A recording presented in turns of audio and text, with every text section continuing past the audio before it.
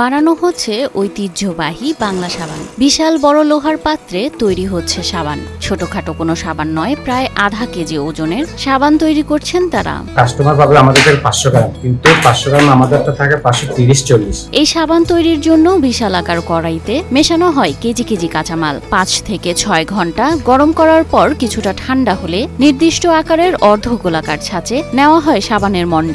এরপর দুই পাশে আঘাত করে জমাট বাঁধার জন্য রাখা হয়। এরপর কারিগরেরা গোলাকার চামচের সাহায্যে সাবানকে নিখুঁত গোল আকার দেন, যা শত বছরের পুরনো চট্টগ্রামের ঐতিহ্য বহন করে। ময়লা সুন্দরভাবে কাটে, তারপরে মানে সব দিক দিয়ে এটা মনে করেন কি চোখের পলকে হাতের ছোঁয়ায় তৈরি হচ্ছে চট্টগ্রামের ঐতিহ্যবাহী বাংলা সাবান। দেখতে বলের মতো গোল, ওজনে প্রায় আধা কেজি। অনেকেই এটি গোল্লা সাবান নামে চেনেন, আবার কেউ কেউ একে বাংলা সাবান বলে ডাকেন। বাংলা সাবান এটা একবার আমাদের ইউজ করে, সে বারবার ইউজ করে, যতগুলো প্রোডাক্ট আসুক না কেন আমাদের ইউজ করে। এই শতবর্ষী ঐতিহ্যবাহী বাংলা সাবান শুধুমাত্র গোসলের জন্য নয়, কাপড় কাচার জন্য ব্যবহৃত হয় এটি। প্রাকৃতিক উপাদানে তৈরি হওয়ায় এটি পরিবেশ বান্ধব এবং ত্বকের জন্য তুলনামূলক নিরাপদ বলে দাবি করেন তারা। সর্বক্ষেত্রে মনে করেন সবাই ইউজ করে, যেমন আমি আজকে এখানে পাবো, আমি মনে করেন এটা দিয়ে কাপড় চোপড় ধুই, এটা দিয়ে মনে করেন প্রায় সময় হাত ধুই।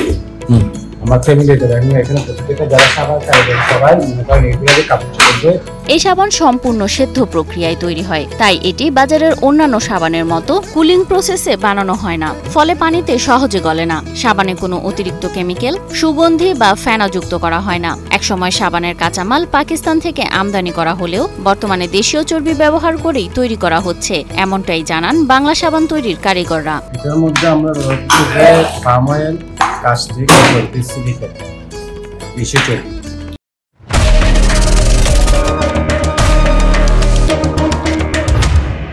চট্টগ্রামের চাকতাই, মাদারবাড়ি সহ বিভিন্ন এলাকায় এখনো এই কাপড় কাচার সাবান তৈরি হয়। ব্রিটিশ আমল থেকে চাকতাই খাল এলাকায় এই সাবান উৎপাদিত হচ্ছে এবং এটি পাকিস্তান আমল থেকেই জনপ্রিয়। 1947 সাল থেকে চাকতাইয়ের এই কারখানাগুলো হাতে তৈরি সাবান উৎপাদন করে আসছে। এটা মনে করো 1947 সাল থেকে এটা তৈরি আসছে। সমগ্র মনে করো চট্টগ্রামের মানুষ প্রত্যেকটা ঘরের মধ্যে এটা পাবে, সাবানটা পাবে।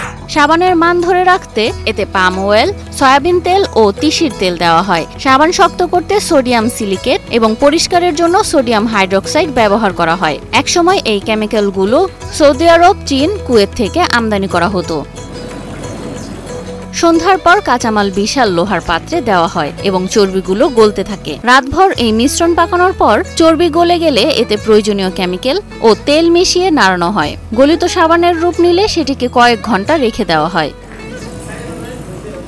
সকালবেলা লোহার পাত্র থেকে সাবান নামিয়ে মাঝারি পাত্রে রাখা হয় এবং ফ্যানের বাতাসে শুকানো হয়। পরে ছোট পেয়ালায় নিয়ে আরো শুকানোর পর সাবানগুলোর গোল আকৃতি তৈরি করা হয়। চামচ দিয়ে সাবানগুলো পিটিয়ে নিখুঁত বলের মতো আকৃতি দেওয়া হয়।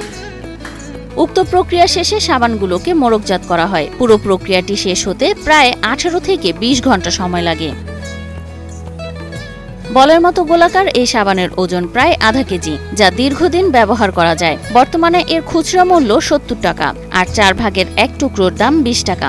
শুরু থেকেই এটি চট্টগ্রামের ভিতরেই সরবরাহ হতো, এখনো তাই। যদিও এটি চট্টগ্রামে সীমাবদ্ধ, তবে এর জনপ্রিয়তা সারা দেশে ছড়িয়ে পড়েছে। আমাদের এটা মনে করেন চট্টগ্রামে আছে, তারপরে